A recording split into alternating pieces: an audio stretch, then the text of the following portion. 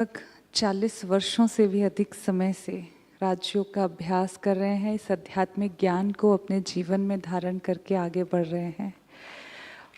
जोरदार तालियां बजा सकते हैं हम सभी। और भाई जी ब्रह्मा कुमारीज की बहुत सारी डिफरेंट स्पिरिचुअल सर्विस एक्टिविटीज़ में एक्टिवली इन्वॉल्व रहे हैं। और एक बहुत सुंदर मूवी है जो आपको यूट्यूब पर मिलेगी, इटर्नल ट्रुथ, हु एम आई। आप ही ने उसकी स्क्रिप्ट लिखी है, उसका कॉन्सेप्ट लिखा है। और एक और मूवी है eternal truth, God and a meditation experience. ये दोनों वीडियोस यूट्यूब पर अवेलेबल हैं, आप इन्हें देख सकते हैं। इनको देखने से हम आत्मा, परमात्मा और योग के गहन रहस्यों को और डीपली समझ पाएंगे। भाई जी ने एक बहुत सुंदर जो वर्क किया है कॉन्शियसनेस पर, उसका एक रिसर्च पेपर अंडरस्टैंडिंग कॉन्शियसनेस, वो भी गूगल पर फ्री डाउनलोड के लिए अवेलेबल है। आप उसको डाउनलोड करके स्टडी कर सकते हैं। आज उसी का ही कुछ पार्ट भाई जी हम सब के साथ में शेयर करेंगे। और अगर हम भाई जी के प्रोफेशनल बैकग्राउंड की बात करें तो आपने अपनी इलेक्ट्रॉनिक्स एंड कम्युनिकेशंस में इंजीनियरिंग मैसूर यूनिवर्सिटी से की और उसके बाद में आपने कई आईटी कंपनीज़ के R&D सेक्शन में वर्क किया। उनमें से L&T है, ब्रॉडकॉम है, पेनेसिया मेडिकल टेक्नोलॉजीज़ हैं। और आपने बहुत सारे, आपके नाम पर बहुत सारे रिसर्च पेटेंट्स भी हैं। तो ऐसी पर्सनैलिटी जिसका professional, spiritual and personal background इतना स्ट्रॉन्ग है, वो आज हमें पॉजिटिव कॉन्शियसनेस पर एनलाइटन करने के लिए उपस्थित हैं। तो हम भाई जी का स्वागत करते हैं। ओवर टू यू भाई जी। क्लास भाई जी शुरू करें उससे पहले एक अनाउंसमेंट है। आज आप में से जो भी भाई बहनें आज जाने वाले हैं, आज 1:30 पर ट्रांसपोर्ट आपने देखा है जब हम डाइनिंग में जाते हैं, वहाँ से बस जाएगी शांतिवन के लिए। आपकी ट्रेन आज रात तक किसी भी समय की हो, लेकिन आप उस बस के द्वारा जा सकते हैं। और ऐसे ही जो कल जाने वाले हैं उनके लिए कल मॉर्निंग में 10:30 पर 10:30 बजे शांतिवन के लिए बस जाएगी, तो आप उस बस में भी जा सकते हैं। Thank you.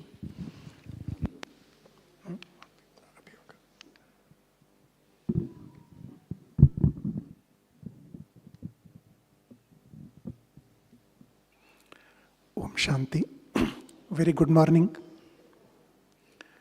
Consciousness, I think this should be the topic of interest for many people. How many of you are interested in this topic, consciousness? I'm sure many, you would have heard a lot of things about consciousness, would have explored YouTube, would have explored many books. Consciousness is one of the most highly researched and explored topics in the world. Basically, consciousness relates with cognition, cognitive abilities of a person.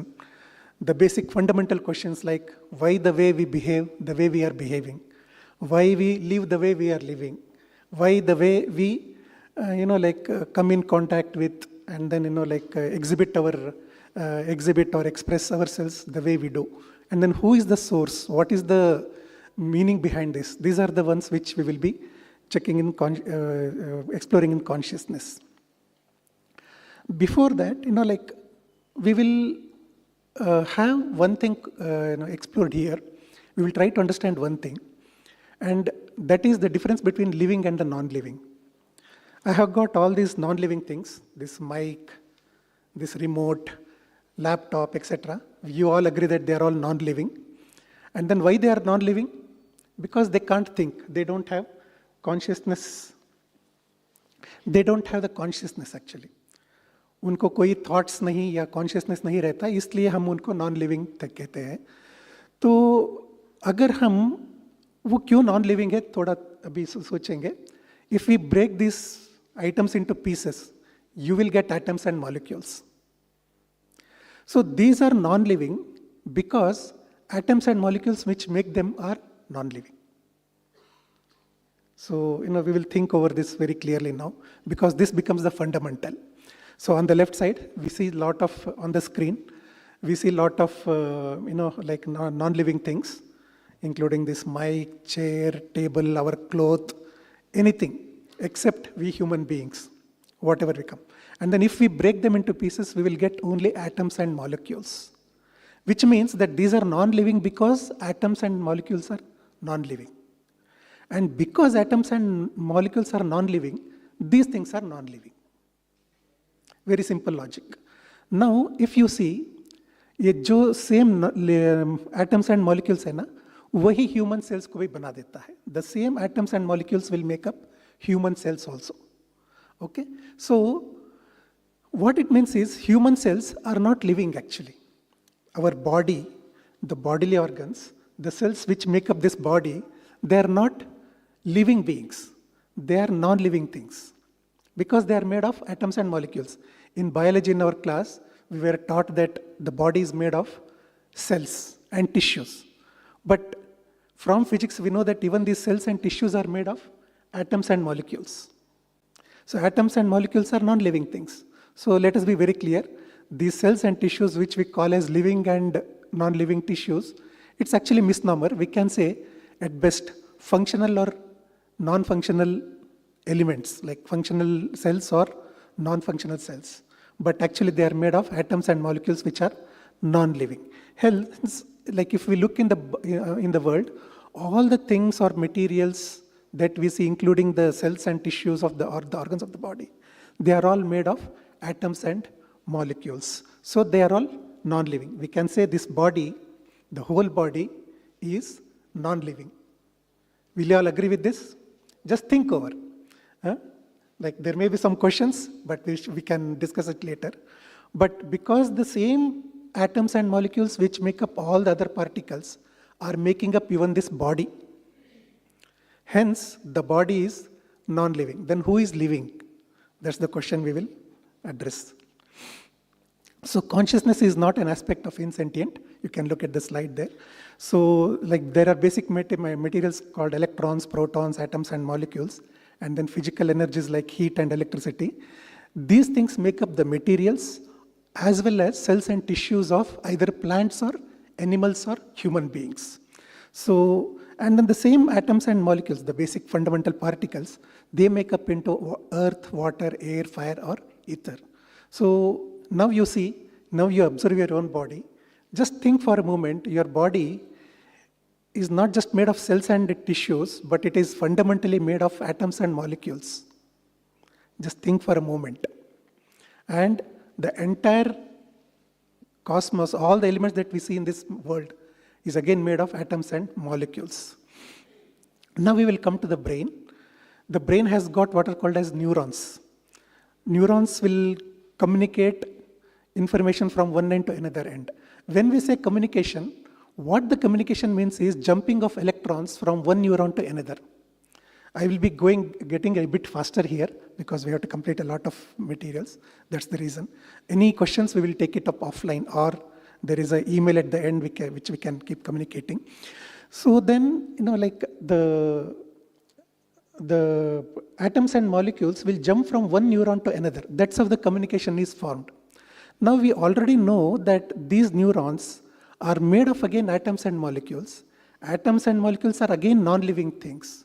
So which means that even the brain, which contains billions of neurons, are again made of atoms and molecules which are non-living. So which means that there should be something living which is driving even the brain. So neuroscientists believe that thoughts are purely an effect of firing neurons. Somehow consciousness is created by brain activity. Brain activity is leading to the consciousness, and then that the mind is the product of brain. But we have to understand one thing, that it is based on interpretations of observations, but it is not proven. Thought has always been a direct experience. जो भी हमारे अंदर thoughts चलता है, वो हमारा direct experience है. और वो कोई machine thoughts को चला नहीं सकता, या thoughts are not detected by the machines. There is nothing called a thought meter. Like we say voltmeter or ammeter, there is nothing like a thought meter. And thought has not been measured by any instrument, or it is not found on that. And then brain mapping. There is something called brain mapping which is very much done these days, which will establish every parts of the body with different regions of the brain, but it has not established the mind in the brain. Now about the absence of intelligence entity. Now, the brain is often considered as compared with a microprocessor or a microcomputer. And what a microprocessor does, for a set of inputs, it will give a output. The microprocessor is in a way programmed. It is programmed to give certain outputs for certain pattern of inputs. Now, is the brain also programmed to do the same thing? Just think over. Are our brains programmed to do some things for some kind of inputs? Is it like that? Just think over. Because as I see here, just like there are some set of inputs to the microprocessor, there are some set of inputs to this body, through the eyes, through the ears, through the nose, through the tongue, through the skin. I don't know what all will touch me the whole day. I don't know what all I will see the whole day. I will be seeing, automatically I may see something. Was my brain programmed to see those things? Because that event is independent of what is happening in the brain. Whatever happened there, that I saw. But was the brain programmed to see those things? And then give the, do some activities in a particular way. For example, I will be sitting here. For no reason, even when I'm not thirsty, I will drink water. Is my brain programmed to drink water when I'm thirsty? If it is yes, why I'm drinking water when I'm not thirsty? If I'm programmed to eat food when I'm hungry, why do I eat food when I'm not hungry as well? Many times I will not be hungry. I will be sitting. Just out of boredom, I will get up, go, eat something and come back. So are all these things programmed in the brain? Just think over. So there is nothing like this kind of a thing. There cannot be an evidence. There is no evidence. So this, whatever is I call as programming, that is called as intelligence entity. That integrates different functions and organized response.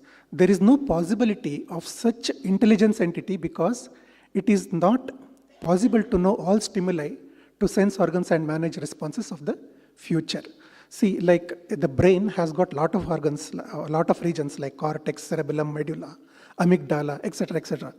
Is there any entity in the brain, either spread all over the brain or at one place, which is programmed to do some things for a set of inputs? Actually, the answer is no. You can think over. Now I will come to one very interesting experiment. This is very close to my heart.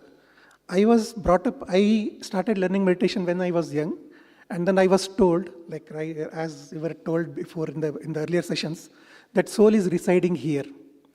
I was always curious to know whether the soul has been sensed by neurosurgeons. See, something has to be done in the laboratory to know something. Like that in the laboratory of this hospital or wherever the surgery takes place of the patient, is the soul, is the entity called soul being experienced by doctors? That was my curiosity ever since I was young. And then I chanced upon a book called The Mystery of the Mind by Wilder Penfield, a critical study of consciousness and the human brain. A very interesting book. You can read it. So he is a scientist who started he was born in the 1890s, and then from 1930s till 1970s, he conducted 700 brain surgeries, especially on the epileptic patients. And during that time, you know that when a person is being operated for the brain surgery, they will give a local anesthesia and cut open the scalp. The patient is very much alive and then very much conscious. He will be lying on the operation theater, and then the eyes are blindfolded. And during that time, the patient will be operated upon, and during that time, the doctors will be even talking to the patient. So what this fellow does, Wilder Penfield, is he gives a current somewhere due to which hand moves like this, twitches like this. And the doctor asks the patient, "Are you moving your hand? Tum haath hai phaila rahe kya?" The patient says, "I didn't do it, you did it." See the words of the patient. There is a slide. The patient says, "I didn't do it, you did it." Then later, the doctor gives current somewhere due to which the voice comes out of the mouth of the patient. The doctor asks the patient, are you talking? Are you speaking? The patient says, I didn't make that sound. Mark the words. You pulled it out of me. Who is telling this? Is the brain who is telling this? Or somebody else other than the brain who is telling this? Very interesting point.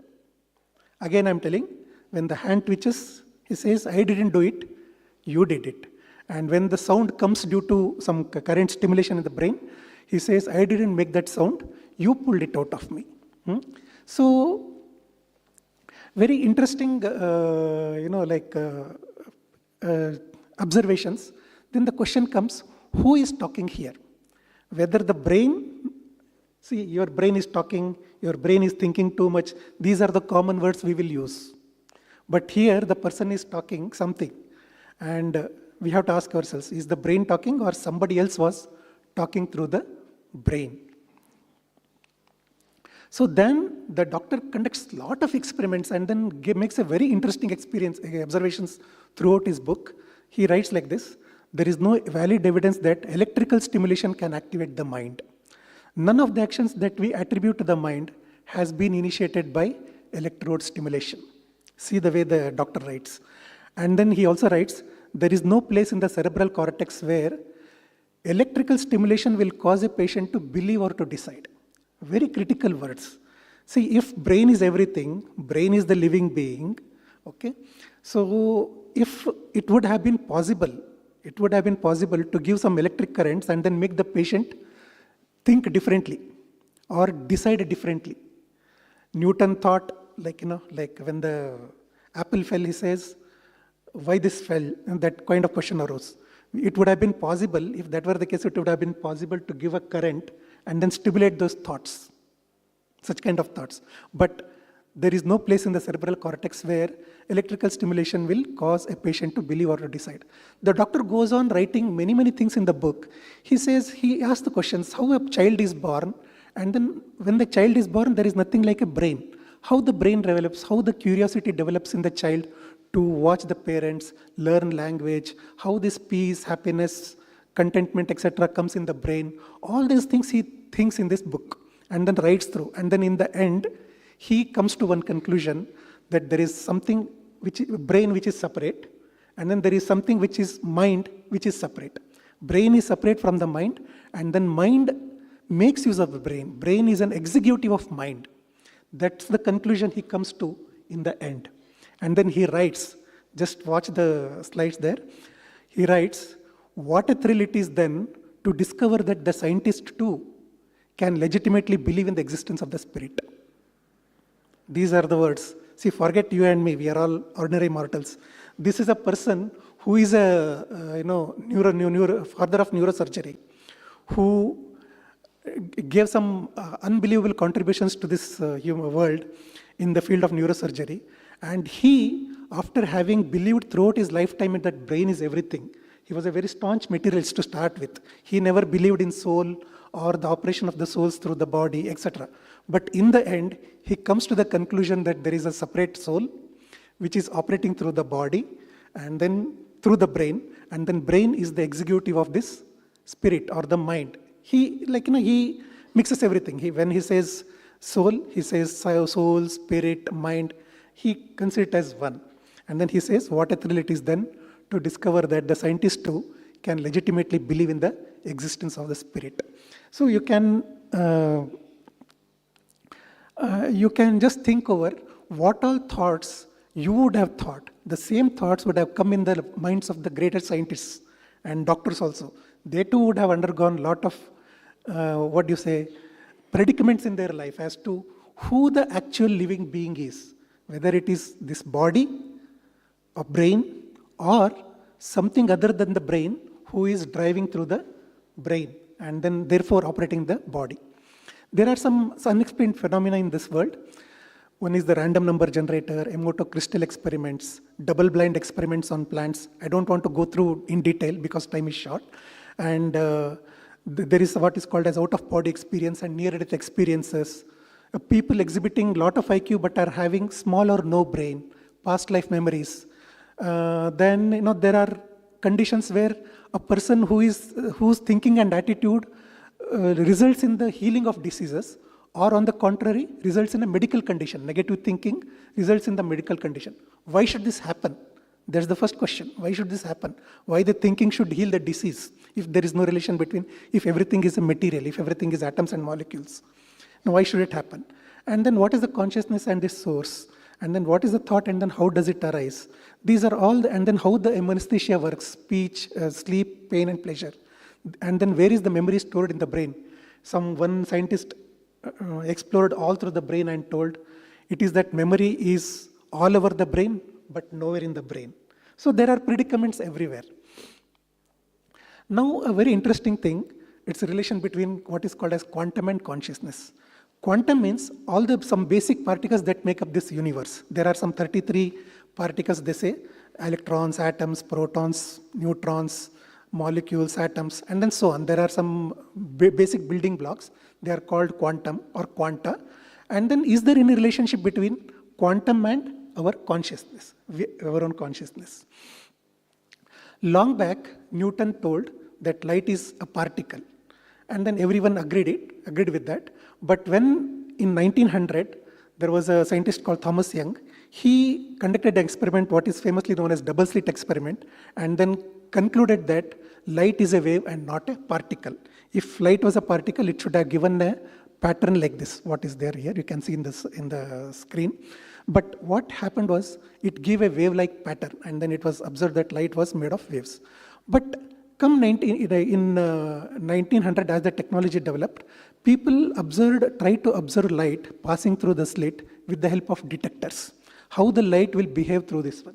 The moment they tried to find out this light, the behavior of light through the slit, what they saw was again a particle pattern of light. What Newton had told, again they found out. And then there was a predicament as to what the light is. So then there was on the one side, it was told that light has got a dual nature. It behaves both as a wave and a particle. But on the other side, the mere act of watching with the detectors, monitoring the light itself gave again a particle pattern.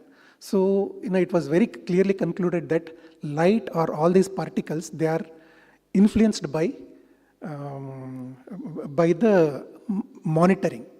The very act of monitoring, you try to see it and then it changes its behavior. So whether it is atoms, electrons, molecules, whatever it is, there are different variations of experiments. They all say that, light is influenced, the particles are influenced by our thinking. In the last decade, there was an experiment done by one Dr. Dean Radin in California, where a double slit setup was put in a chamber, and he identified several meditators all over the world. Their job is they have to log in, and then for the first 5 minutes they have to think that. So there is you can see in the screen, the light is going through a slit. These people have to log in. They have to think in their minds that light is, I'm not interested in the experiment. They have to develop a thought that they are not interested in the experiment. And for the next 5 minutes, they have to think that the light is passing through the slide, the double slit. The light is passing through the slit. What happened was, the observations were very startling. For the first 5 minutes, the light, wave pattern was observed. And for the next 5 minutes, when they were thinking that they are interested in the experiment, particle pattern was observed. So this was a very startling experiment given by this experiment. And it was very clearly concluded that when you try to observe a particle, it will change its behavior. That's what is happening at the quantum level. At the atoms, molecules, etc. You try to observe and then it will change its behavior. Now we can see some kind of relation between the body and the soul. The soul thinks, soul will be having his own consciousness. Accordingly, the atoms and molecules in the body will be moving or changing its pattern. So the quantum mystery, all quanta, electrons, protons, atoms, molecules, ions behave as waves. When you observe, they collapse into behave as particles. Why the observation should matter? Okay, so we can infer that basic matter will be in some random state, oscillating unpredictably in space when not observed. Consciousness is responsible for activities, behavior, movements of all atoms, electrons, ions, and molecules. Observation or attention brings predictability in the basic particles. And consciousness influences matter irrespective of distance. So now we can comprehend consciousness.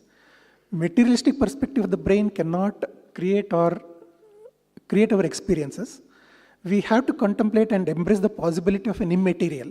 Immaterial means metaphysical entity with consciousness that operates the brain as well. Exploring the immaterial and spiritual entity is as scientific and logical as any other form of inquiry. So we can't say that only if we explore the things that are material in nature alone is scientific, others are non-scientific. No, it is not like that. What is important is truth. And then here we have got a valid evidence where something which is non-material is causing behavior of the material to change. So we have to embrace the acceptance of a non-material entity. And then metaphysical cannot be understood from the physical viewpoint. This is very important. Whenever there is a discussion about soul or God, suddenly there will be a question. If God is there, prove it. If God is there, show. If soul is there, show. I can't just show it as just like a paper or a pen. Thoughts, we are all creating thoughts. Can we see thoughts? We are all creating thoughts. We know that thought is our own. It is our own creation. Can we see thoughts? Can somebody create thoughts on the screen? No, it is not possible. We have to accept the possibility that there is what is called as immaterial entities in this world. And then one of them is the soul. And then I, the soul, am creating these thoughts. So consciousness can be understood only through consciousness, which is the direct personal experience. So we have a practical interaction here. The metaphysical or a spiritual soul is there, who is interacting with the physical matter. The physical matter becomes physiological, and that is the body. This is the interrelation between the three. So now the question is, who is the observer? The observer was resulting in the change of the behavior of the particles. The observer is none other than the soul. Soul is the one who is sitting in the brain, a little behind this center of the eyebrows. We call as brikati. These are the eyebrows. Brikati. Iske beech mein yahan atma rehte hai, rehne ka sthan hai. And then here we can't take any instrument and then prove that soul is here. So with all this narrative built in, we can experiment, we can think of our own, and then we can contemplate and then arrive at the conclusion that, yes, I, the soul, very much reside somewhere here. And then I can prove for myself. For this one thing, I don't need any other external proof. I can prove myself. So spend some time in contemplation, focus the thoughts here, and then we will really feel that I, the soul, am indeed residing here. So this is me, the soul. So the soul, point of light. This is me. This is I, the soul. And I create my thoughts here. I see here, breath, talk, and do all activities from here, from this place. So this is the one which you have already learnt, but it's a different picture. The soul is the one who will create thoughts. Then I, the soul, again make decisions, which is called intellect. And then whatever I decide, I will perform the karma through the body. And then whatever karma I perform will create impressions within me, the soul. And this is all happening in this tiny point of light. Soul is a very tiny point of light residing here. Now we will arrive at the definition of consciousness. So you would have gone through so many articles, research papers, explored your own self to find out what the definition of consciousness is. Now we can arrive at the definition of the consciousness based on what we discussed so far. Consciousness is the ability of the soul to think, decide, and form habits. Consciousness is the ability of the soul to think, decide, and form habits.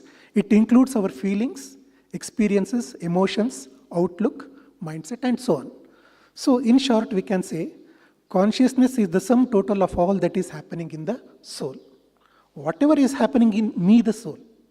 I am a soul, in me, the soul. There are many things happening. I am thinking, deciding, etc. The sum total of all that is happening in me, the soul, is consciousness. This is the definition of consciousness. So now it's up to you to take for the definition of consciousness. So there are various definitions of consciousness in different literatures. This is one of the definitions that is added. You can experience for yourself what the definition of consciousness is. So in the soul, everything is going on. So, whatever we call, like the traits, perception, comprehension, leadership, intuition, concentration, sentience, planning, ethics, morality, religion, compassion, kindness, remembering, forgetting, emotions, feelings, they are all part of this soul. They are not part of the brain.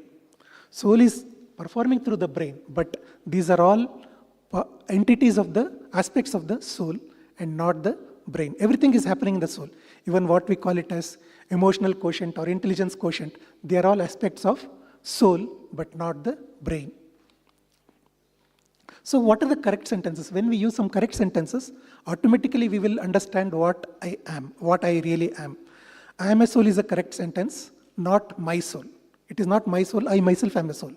When we address the soul, we should not be saying it is the soul, it cheez aisa nahi, like it is not a non-living thing, soul is the living thing. So we will address he or him. And soul is not the consciousness. In soul, there is consciousness. Consciousness is aspect of the soul. And then I have energy. I don't say soul is the energy. Soul has the energy. And then whenever I say I, it is I the soul. Whenever I say you, it means you the soul. Okay?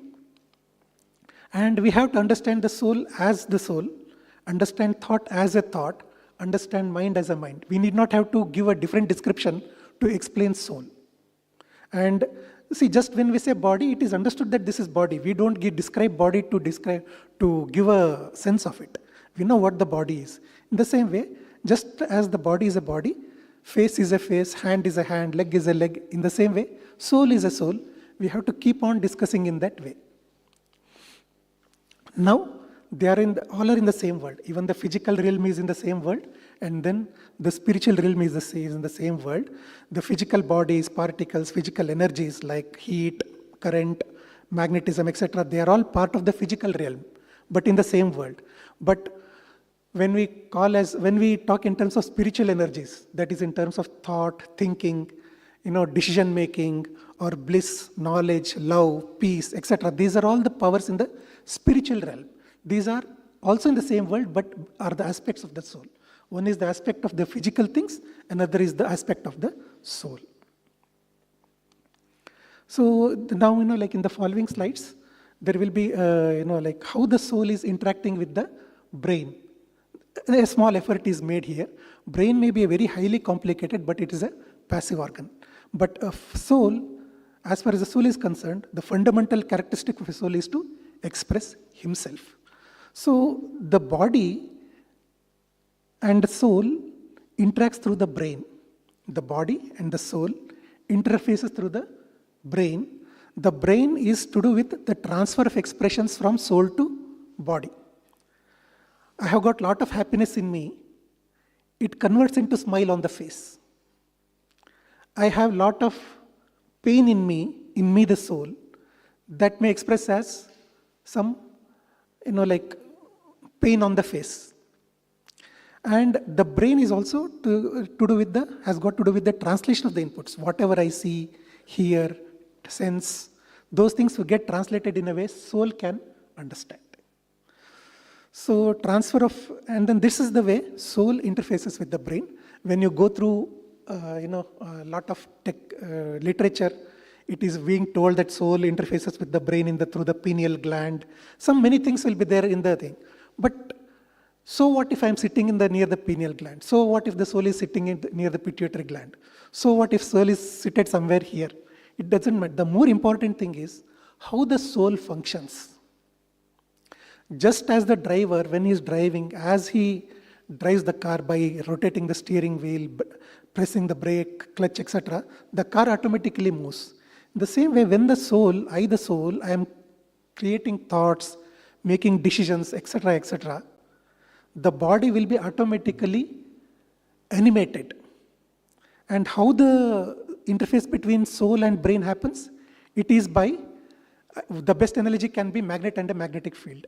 Magnet is there, it is surrounded by the magnetic field. And in the schools, we all know how the powder of the magnets, magnetic powders, it will align themselves around the magnet. In the same way, I, the soul, am here, and then around me are all these particles, atoms, molecules, cells, tissues, etc. They are all aligned in around me, the soul. And that's how the functioning happens in the brain. Just like a magnet and a magnetic field, so is the interaction between soul and the particles around him. The soul interacts with the brain. I will skip all these things. Actually, there is a book which which can be downloaded. You can go through and then you will find all this matter. You need not have to take photos also. And now we will come to what is called as sleep. What is sleeping? So a soul has got some unique characteristics. One of the gifted trait of a soul is to ability to become bodiless even as he is in the body. I am in the body and yet I will become bodiless. So I can withdraw from the feelings of the body and get detached. And soul has got a wonderful capacity to remember and forget. These are the characteristics of the soul. So it is this which is demonstrated in sleep, which is expressed in the sleep. Sleep is nothing but a state during which soul withdraws from the feelings of the body, gets detached and become bodiless. Usually he will be in a state of rest. What is anesthesia? Anesthesia is induced sleep. By some external means, doctors induce the withdrawal of the soul from the body. Withdrawal means it's not a physical withdrawal. Soul will be there, but the attachment to the body will not be there. So we will, in the screen, you can see, or from the bottom, human body is an amazing machine with wonderful organs and unparalleled complexity. Of them all, brain is perhaps the most mysterious. Its uniqueness is favorable for the soul to interface. Now, think of the enormous capabilities of the soul.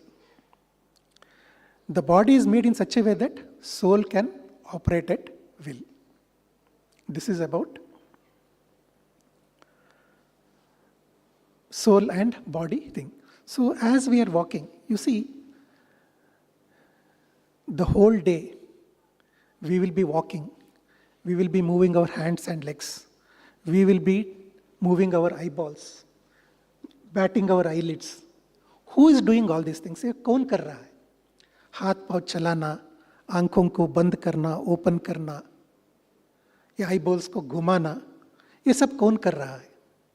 ये सब आत्मा कर रही है. Soul is doing this one. We will have a small 2 minutes experiment here. Just sit straight and then look forward. Open your eyes and look forward. And it is your intention now to look at the side. You want to look at the door because there is something. But you don't look at that there right now. You look at this, you look straight. Just make thoughts in yourself that I have to look there. I have to look there. I have to look there for 2 minutes.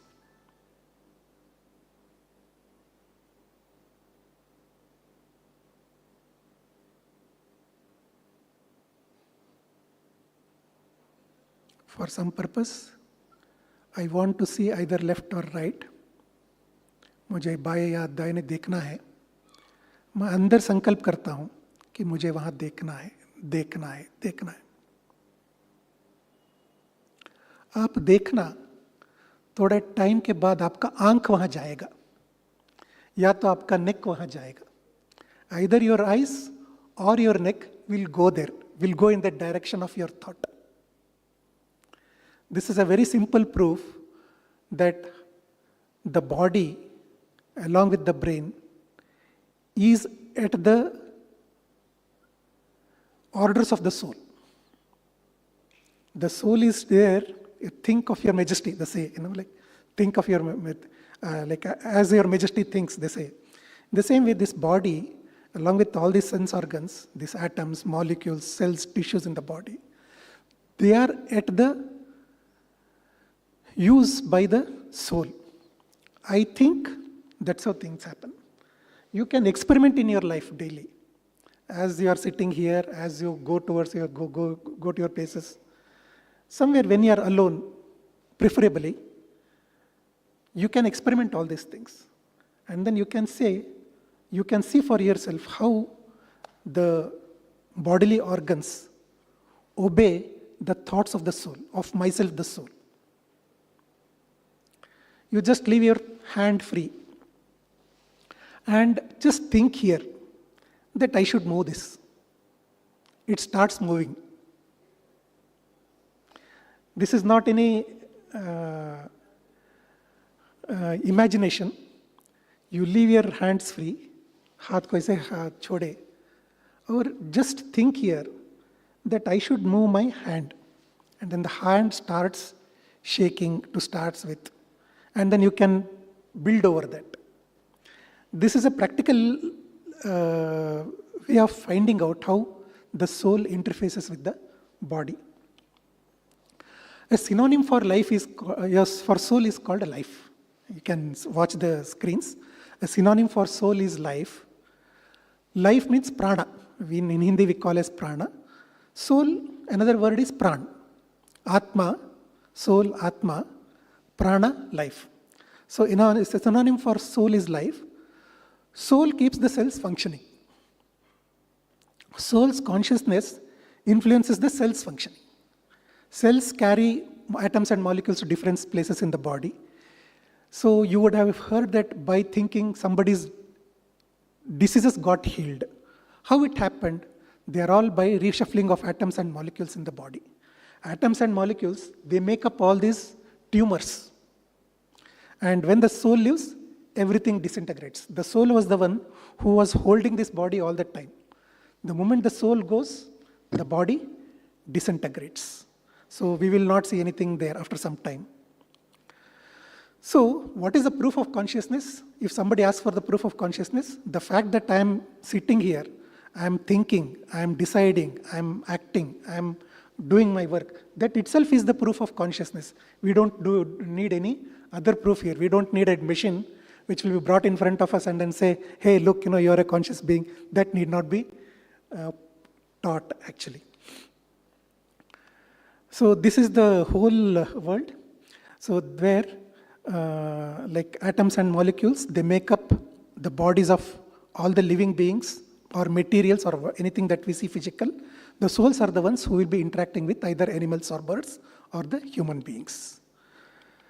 So the one that is observed, like, we can't do the way we want all the time. There is always a limitation, and then we are all bound by the law of karma. Law of karma is holding the physical on the one side and the spiritual on the other side. The verdict is, my past consciousness decided the past and the present. My present consciousness will decide present and future. Harboring, developing, and sustaining right consciousness is fundamental to what we get and experience.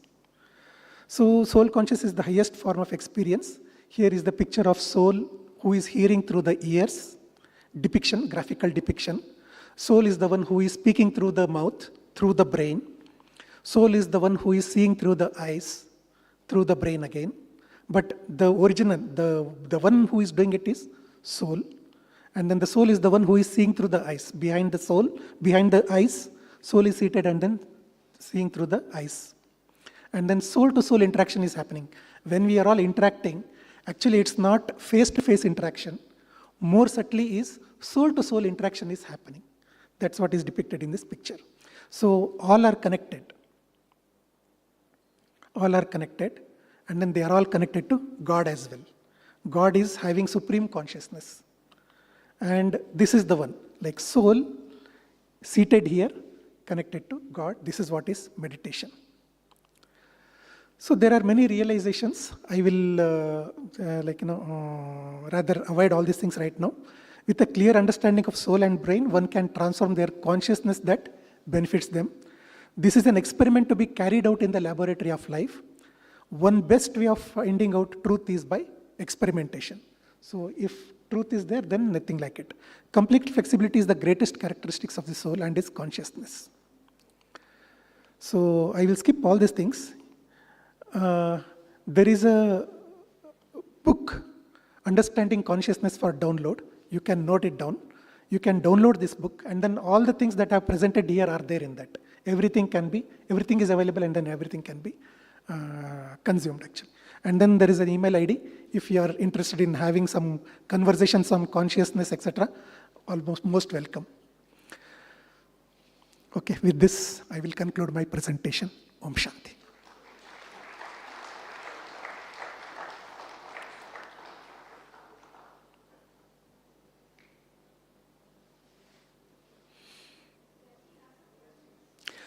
Questions we will take up offline because there is one more session which is starting in another 10 minutes. Offline, I'm available. Yeah, okay, yeah, fine. Yeah, somebody has a question? Yeah, please, one question.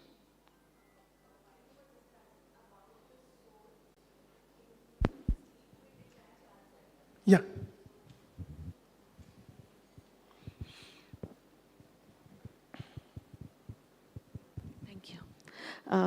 It was an amazing discourse that just now happened.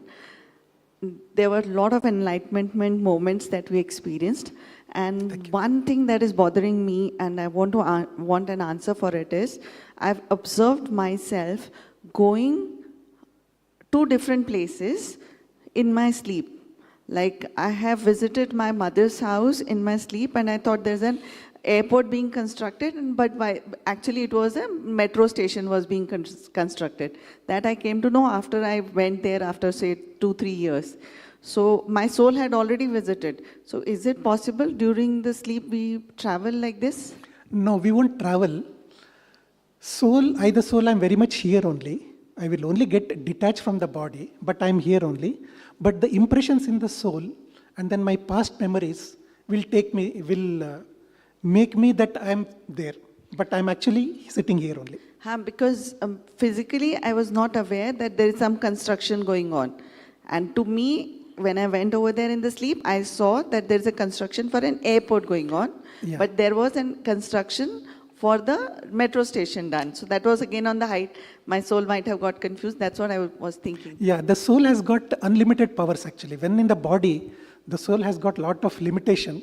But as such, soul has got wonderful powers to even see something which is not visible by eyes, not limited by distance. Those things will come up in sleep during dreams. So that's something like possible. Yeah.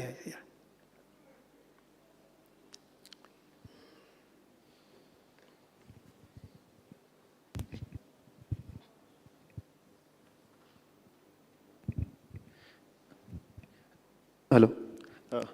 Sir, as you have discussed the double slit experiment, and in that experiment you have discussed that the particle have dual nature. When we are observing, it behaves like a particle. When we are not observing, it behaves like a wave. As you have discussed that soul is a point of energy, or is it a particle form or a wave form? No, soul is neither a wave nor a point. Soul is a soul. We have to understand soul as a soul, which is not a physical element. Soul is not a physical element. Soul is metaphysical. So soul is an entity. We have to understand soul as soul. Soul has metaphysical energy. The double slit experiment says that there is a relationship between the soul's consciousness and the matter. And then that amply demonstrates that. Is it possible massless and momentumless energy? Sorry? Massless and momentumless energy? That is all in the physical realm. They are all in the physical realm. Yeah, it may be possible, but we can't attribute it to the soul. Okay. Because soul is different. Okay. Yeah. Thank you. Does genetic play any role in the soul? Sorry? Genetics.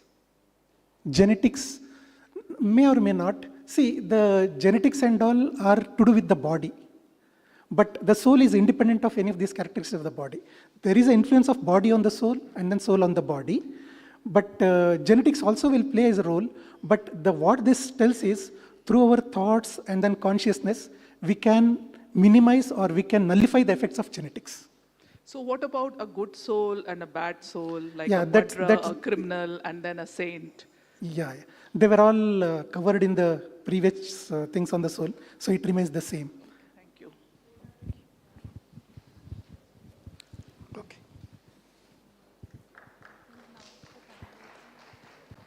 This is the last question. You talked about soul expressing the emotions through the body, for example, crying, laughing, smiling, and pain. So, which means that the feelings are going to the soul and soul is expressing it. But when we actually get wounded, the wound is actually on the body, which is physical. So, how does that translate? It translates as a pain to the soul. Soul is the one who will express the pain, who will experience the pain. So the wound on the body will be experienced by the soul as a pain. So the genetics is also in the same way. The changes to the body may be experienced by the soul, but soul has we have the capacity to think independently and be independent, and then cannot come under the effects of the body. Thank you. I think we will discuss it offline.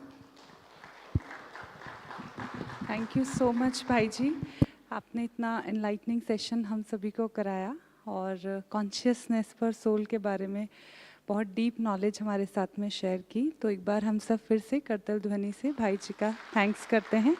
Thank you so much भाई जी. हम 2 minute silence में बैठ के इस session को and करेंगे.